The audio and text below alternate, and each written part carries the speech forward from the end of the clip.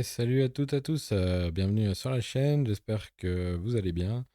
Écoutez, aujourd'hui on se retrouve pour une petite vidéo concernant le Covid-19 encore et toujours. Pour le coup c'est les vaccins là. Simplement en fait c'est une information que j'ai vu passer là il y a 2 jours, 2, 3 jours, et en fait j'hallucine complet quoi. On est tellement plus dans de la science, dans du médical, dans du sanitaire. C'est juste de l'expérimentation pour de l'expérimentation. Les gens ne deviennent rien d'autre que des cobayes. Ils l'étaient déjà depuis le début, hein, mais là, on les prend vraiment pour des inutiles, quoi, comme dirait notre ennemi Laurent Alexandre, qui traitait justement les gens du peuple comme des inutiles, et que eux, ce sont des sachants, des dieux, hein. Ils se prenaient même carrément pour dieux en disant que c'est eux qui devraient diriger le bas peuple, etc. Enfin bref, complètement illuminés les mecs. Et bref, et c'est ces gens-là qui sont invités dans les universités pour faire des discours aux futures générations, c'est au top. Après, faut pas s'étonner qu'on soit dans un monde aussi pourri, avec des gens comme ça qui mettent ce genre de graines dans la tête des mômes. Enfin bref, voilà, simplement, comme je vous dis, c'est de l'expérimentation. On est passé dans du mode professeur folding là. C'est les apprentis sorciers. Les mecs, ils ont fabriqué des produits. Ils savent plus quoi en faire. Donc du coup, bah allez-y, injectez, injectez, injectez. Hein, un peu comme, je sais pas si vous avez été au courant que, il me semble que c'est à New York, les animaux du zoo de New York avaient été vaccinés contre le Covid. Bah ouais, parce qu'il y a tellement d'animaux qui meurent du Covid-19 qu'il faut bien quand même les protéger, hein. Bon. Bref, voilà, c'est de l'expérimentation, hein, dans tous les sens, donc voilà, à niveau mondial, hein, donc voilà. Enfin bref, hormis les pays qui ont refusé ces produits expérimentaux, ou voilà quoi, qui ont laissé le choix à la population, parce qu'après, bah écoutez, si vous voulez vous faire injecter un truc expérimental, bah écoutez, c'est votre choix, c'est votre libre arbitre, hein. Malheureusement, on a peut-être un peu trop créé la peur chez certains, et du coup, ils pensent que ça va être la libération de se faire vacciner, donc ils y vont pour ça, à mon avis, hein, une bonne partie, quoi. Bref, donc là, c'est concernant, je sais pas si vous vous rappelez, mais concernant la durée de conservation en fait des vaccins, là c'est Comirnaty, pardon, donc le vaccin Pfizer-BioNTech. Je sais pas si vous vous rappelez au début justement que la campagne de vaccination allait débuter. On avait eu des informations disant que c'était un vaccin qui devait absolument être conservé sous 100 degrés Celsius. Je crois bien que c'était 100, hein, mais voilà. Enfin bref, avec une température bien particulière, que les frigos conventionnels ne convenaient pas, donc il fallait acheter des frigos particuliers, etc. Donc ce qu'ils avaient fait, hein, apparemment, les mecs, ils avaient utilisé le denier public, encore une fois, pour justement acheter ces frigos.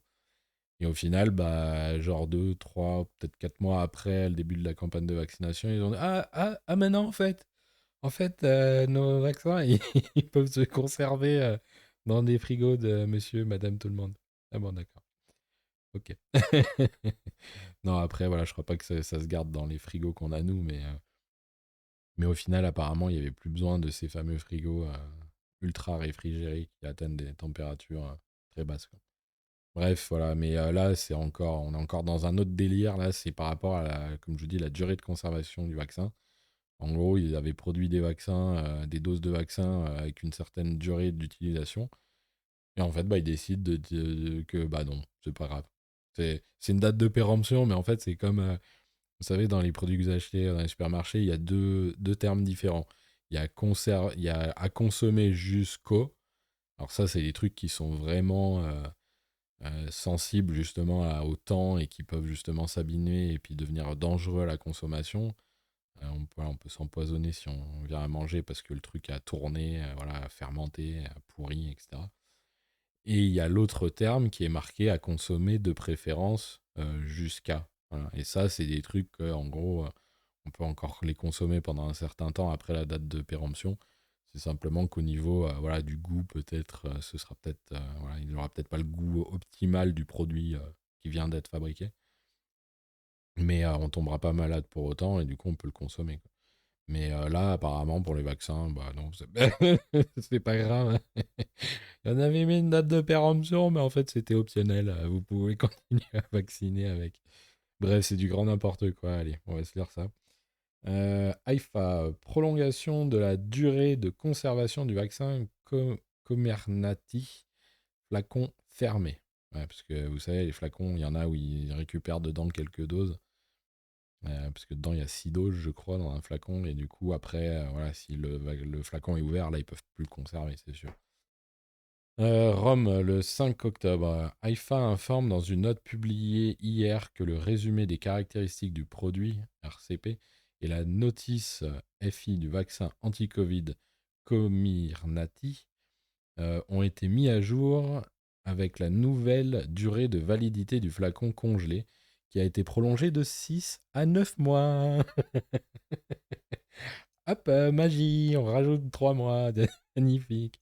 Les conditions de stockage ne changent pas. Température entre -90 et -60. Pendant la durée de conservation de 9 mois, les flacons non ouverts peuvent être conservés et transportés à une température comprise entre 25 degrés et 15 degrés pendant une durée unique pouvant aller jusqu'à 2 semaines. Donc là déjà c'est quand même assez étrange de lire ça. Et peuvent être ramenés à une température comprise entre 90 degrés et 60 degrés. Mais il doit manquer des moins là, c'est pas possible. Je pense que les moins. Attendez, j'ai regardé. Maintenant, pourtant, les moins, il n'y a pas de moins dans le texte original. Et là où ils y sont, les moins? Non, ils y sont pas non plus. Ouais, bah, c'est peut-être une erreur de traduction. Ça doit être entre -25 et -15. Et peuvent être ramenés à une température comprise entre -90 et -60 degrés. La prolongation de 3 mois s'applique également rétroactivement aux flacons fabriqués avant la date d'approbation.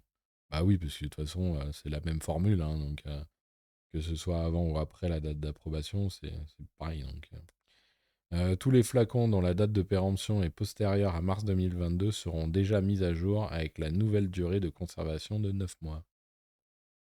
Donc mars, avril, mai, juin, ça devrait aller jusqu'à juin 2022 la place. Donc là, voilà, pour plus d'informations, consultez la communication de Comirnaty disponible sur le lien. Donc toujours pareil, vous aurez le lien en description si vous voulez aller voir un peu plus. Donc ces recommandations, là après il parle de la recommandation donc, de l'Agence européenne du médicament concernant les doses supplémentaires et les rappels de Comirnaty et de Spikevax. Spikevax, je crois que c'est Moderna. Ouais, ça.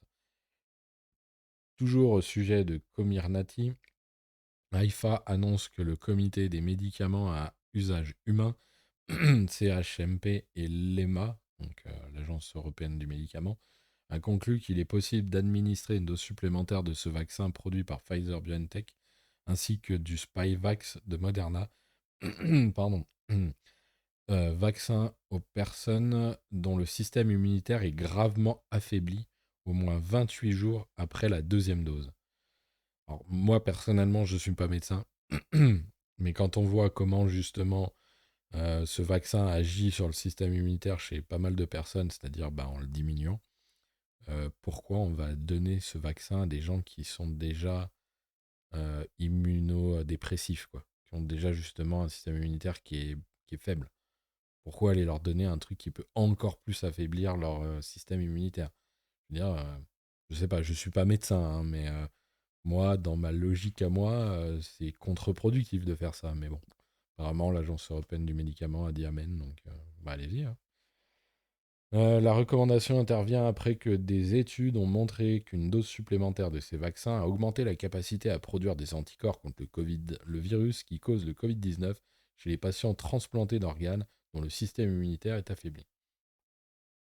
Bien qu'il n'y ait aucune preuve directe que la capacité de produire des anticorps chez ces patients protège contre le Covid-19, la dose supplémentaire devrait augmenter la protection chez au moins certains patients. L'EMA continuera de surveiller toutes les données d'efficacité qui deviennent disponibles.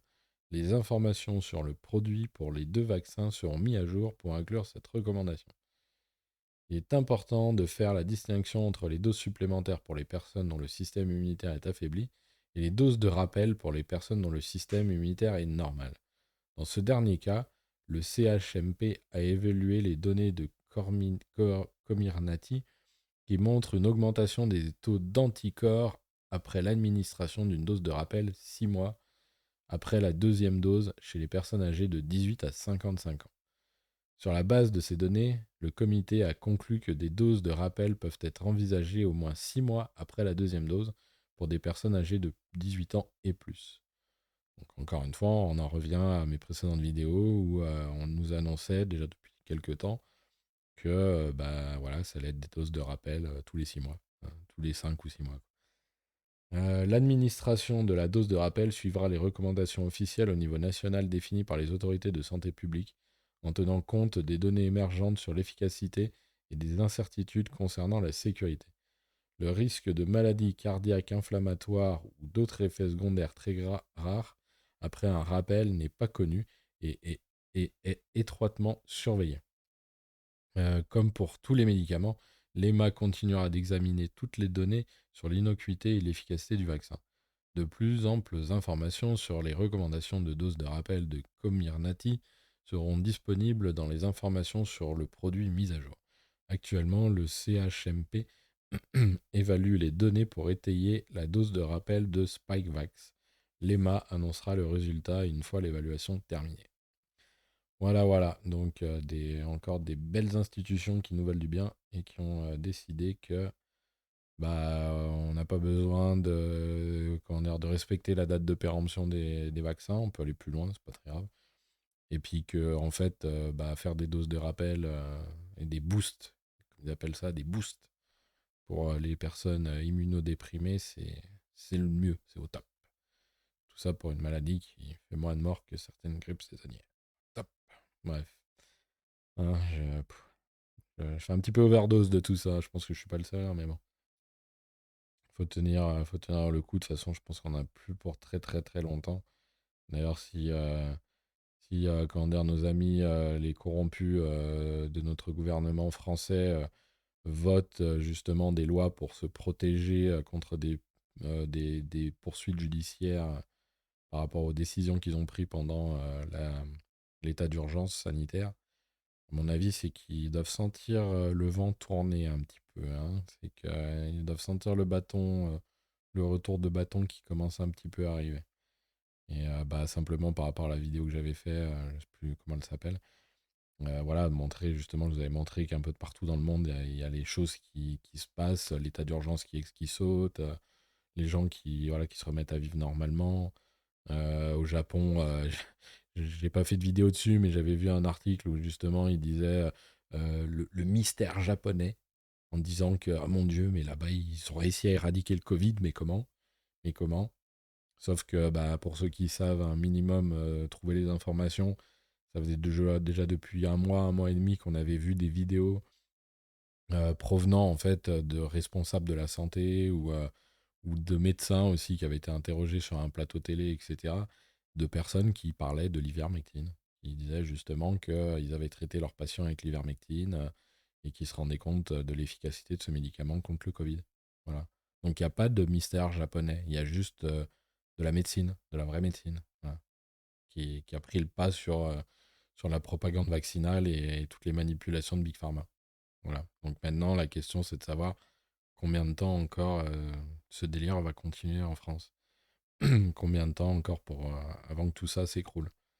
Et c'est pour ça que moi, je fais un maximum l'effort d'essayer de vous apporter des informations de l'étranger pour justement bah, passer la frontière des merdias français qui, eux, ne font pas l'effort de rapporter les informations importantes de l'étranger. Ou le font 3 semaines, un mois après.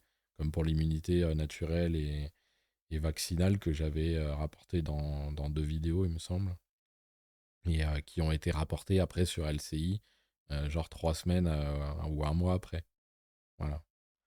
Donc voilà, je me suis lancé là-dedans, c'est surtout aussi parce que vous étiez plusieurs à me le demander. Ça fait depuis un petit moment que j'informe les gens, mais pas avec ce format-là. Je le faisais via les réseaux sociaux en partageant des articles. Mais voilà, on m'avait demandé aussi d'essayer d'aller un peu plus loin justement dans cette démarche-là. Et du coup, c'est pour ça que je me suis mis à faire ces fameuses vidéos simplement pour essayer de... Les vidéos, en fait, elles sont là pour sélectionner certaines informations particulières qui me paraissent pertinentes à connaître par rapport à toutes les informations sous lesquelles on croule toute la journée. Voilà, j'ai un petit peu diminué ma présence sur les réseaux, mais quand j'y étais quasiment tout le temps, toute la journée, il y a des tonnes et des tonnes d'informations qui passent et du coup, les gens, ils ont pas le temps de tout voir, quoi.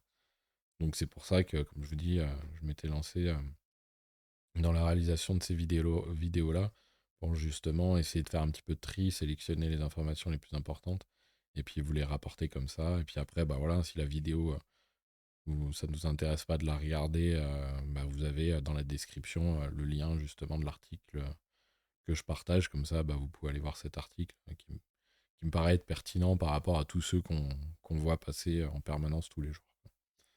Voilà, voilà. Bref, c'était juste une petite aparté sur l'objectif de ces vidéos et de la chaîne, quoi.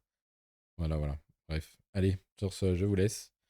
Je vous souhaite une bonne journée, une bonne soirée, et puis bah, on se retrouve sur la chaîne pour de nouvelles infos.